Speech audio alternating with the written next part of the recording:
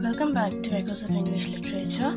Today we are going to be starting Macbeth, which is from the syllabus of ISC class 11 and class 12. So Act 1, Scene 1, we're going to be starting with that, of course. So a bit about Macbeth. This is a tragedy. The main character is Macbeth and the story revolves around how he goes from a hero who is celebrated by everyone in Scotland to a tyrant. And the story focuses on how evil elements of nature, our evil desires, they all slowly transform us from a good person to an evil person. How such external devilish forces, what effect they have on us. So Act 1, Scene 1 takes place in a battlefield under thunder and lightning.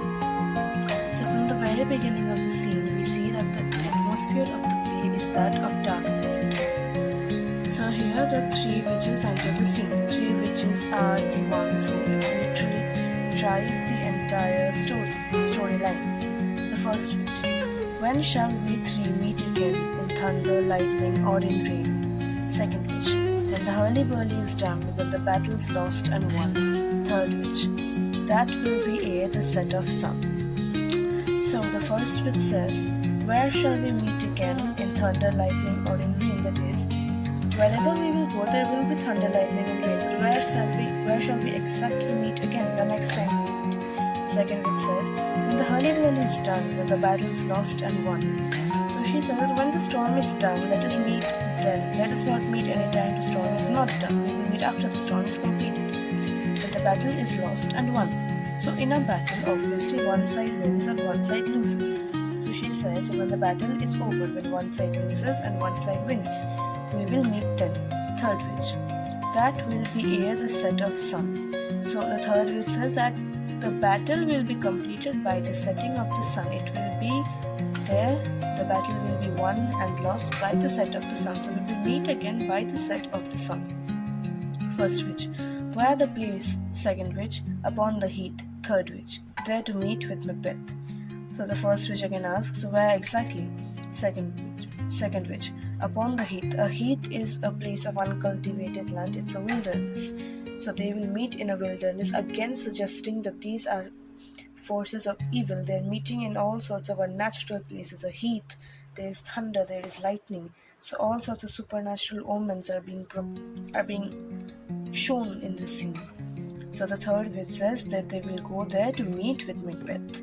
First witch: I come, Grimalkin, Paddock calls, anon. So actually, although not said here, it is considered that a grey malkin is a grey cat, and it is the first witch's companion of evil.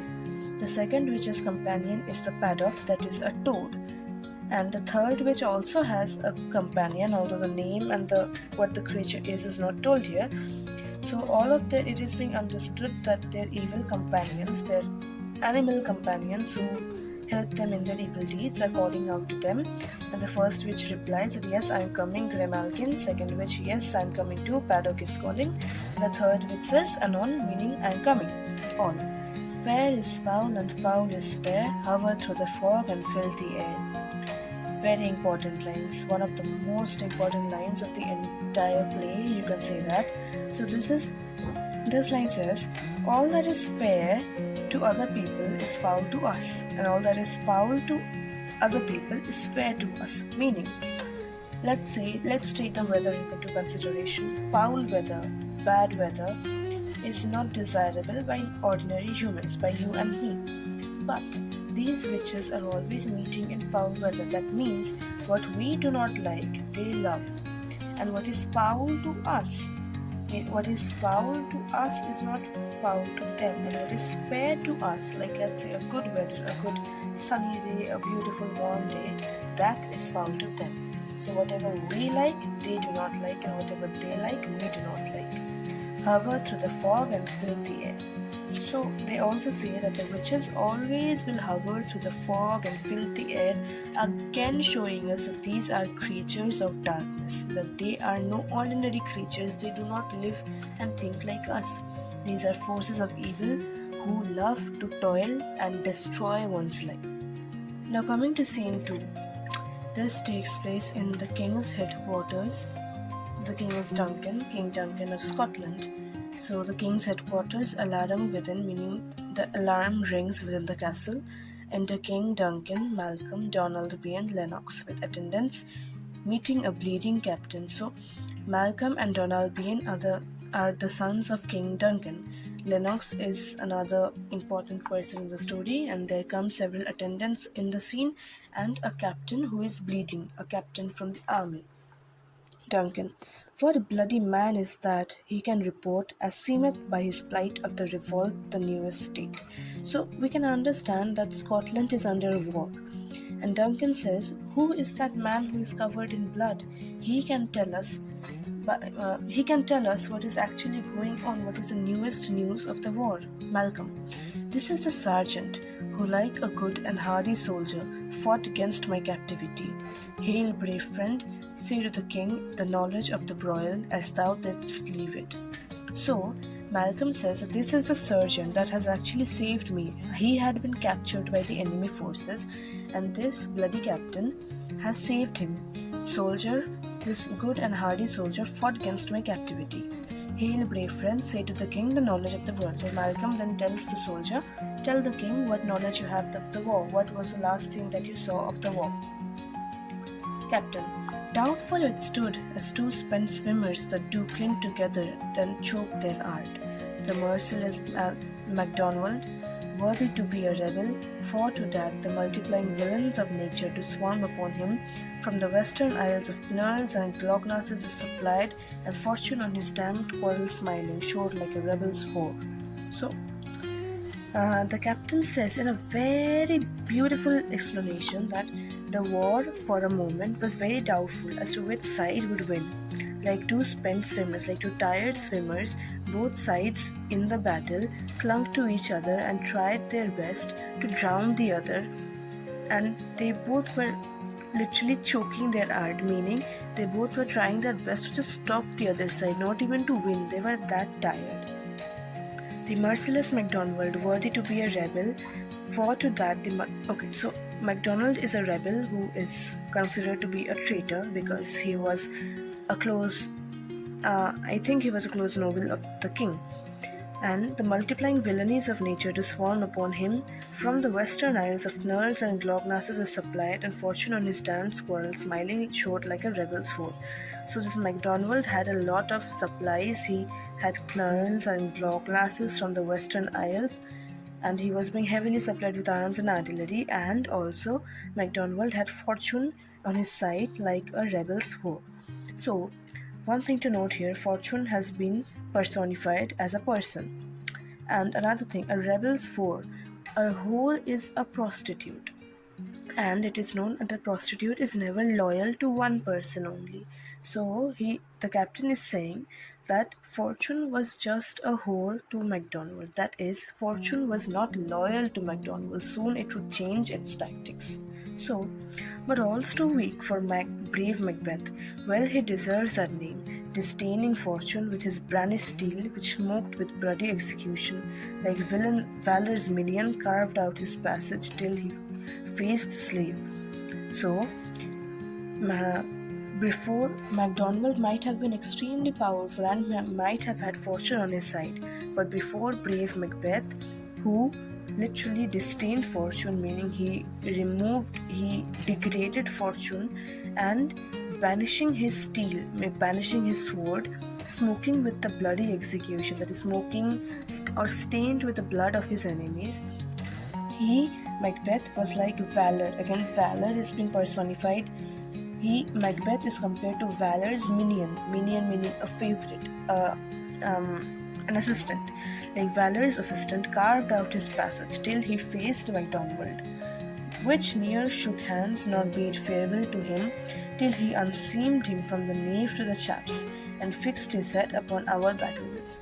So Macbeth, when he met MacDonald, he did neither greet him nor bid farewell to him, but at once unseamed him, meaning he ran his sword all through MacDonald from his navel to his jaws, and fixed his head upon our battlements. He beheaded MacDonald and fixed his head upon their battlements. A battlement is, let's say, a temporary camp in the battlefields that is being made. Duncan, oh valiant cousin, worthy gentleman. So Duncan is of course very happy that Macbeth is such a brave soldier, that he has such a brave soldier on his side, and he says, oh worthy cousin. So another thing to note, Macbeth is actually King Duncan's cousin, a blood relative. Captain, as whence the sun gins his reflection, shipwrecking storms and direful thunders, so from that spring whence comfort seemed to come, discomfort swells. So he says, the sun gins his reflection, so just as the stormy weather comes from the east, so the sun is always seen to rise from the east, but that does not mean that the storm cannot rise from the east. A storm can also rise from the east. So in that same way, from the same place where comfort came to Macbeth, discomfort also came upon him. Mark, King of Scotland, mark. No sooner justice had with valour armed compelled the skipping kerns to trust their heels, but the Norwegian lord, surveying vantage, with furbished arms and new supplies of men, began a fresh assault. So the captain says that Mark, King Duncan noticed this.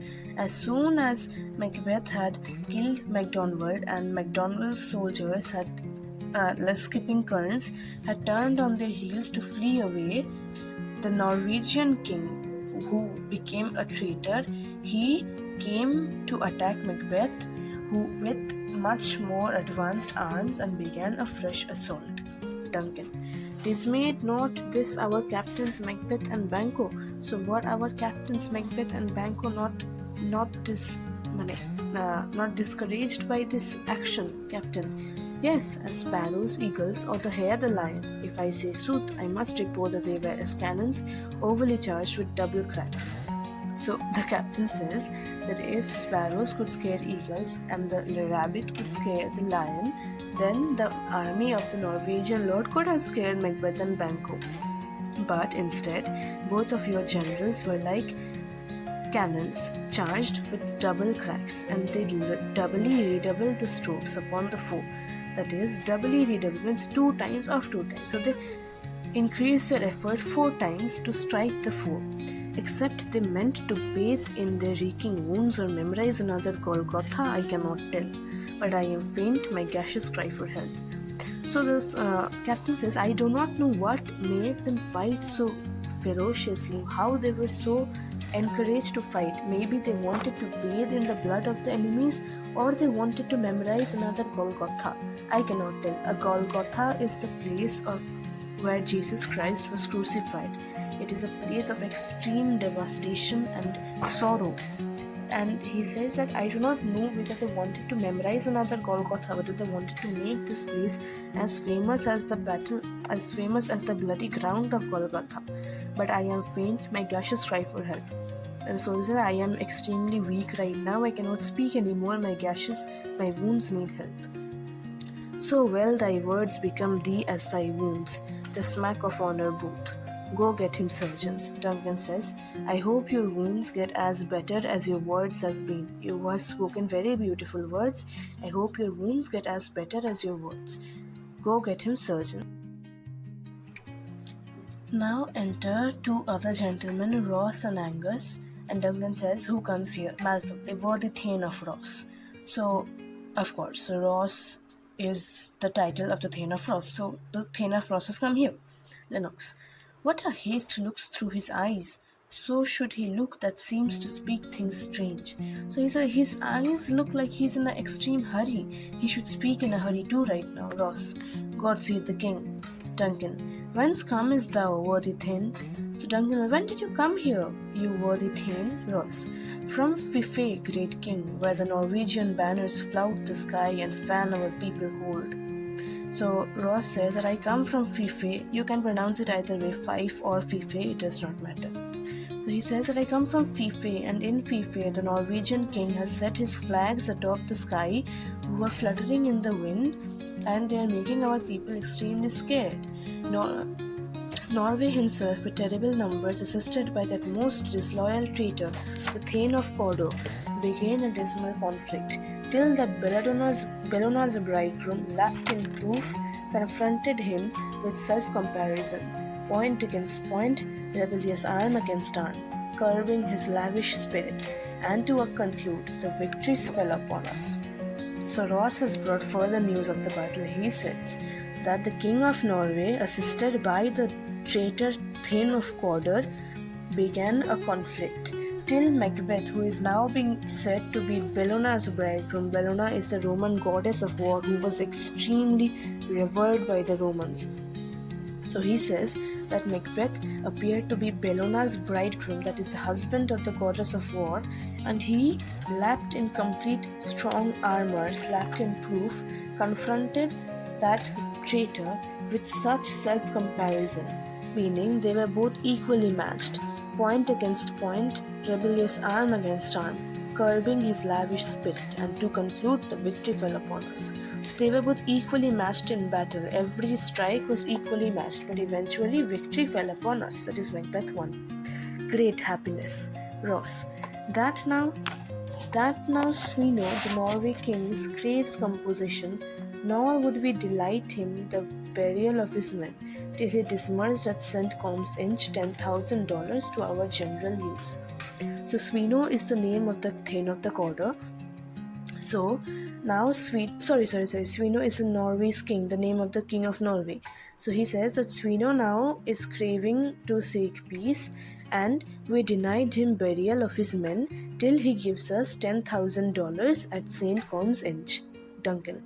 No more the Thane of Cawdor shall deceive our bosom interest. Go pronounce his present debt, and with his former title greet Macbeth. So he says that no, there is no need. Execute the Thane of Cawdor. He has been a traitor. There is no need for us to bear with him any longer. And tell Macbeth, greet Macbeth with the title of Thane of Cawdor. That is, Macbeth will now be the new Thane of Cawdor. Ross. I'll see it done. Duncan. What he had lost, noble Macbeth had won. So, important line. If you know a bit about Macbeth, you will know that Macbeth turns out to be a traitor. So when Duncan says, what he had lost, noble Macbeth had won, he means that the title, the Thane of Cawdor has lost his title, and that of course Macbeth has gained. But also the Thane of Cawdor had been a traitor, and that also Macbeth has gained later in the play. So this is an irony, and with that we end Act 1 Scene 2. The first two scenes are very important to set the climax of the story, and I hope I could explain it well. So see you soon in Act 1 Scene 3. Till then, signing off, Echoes of English Literature. Thank you.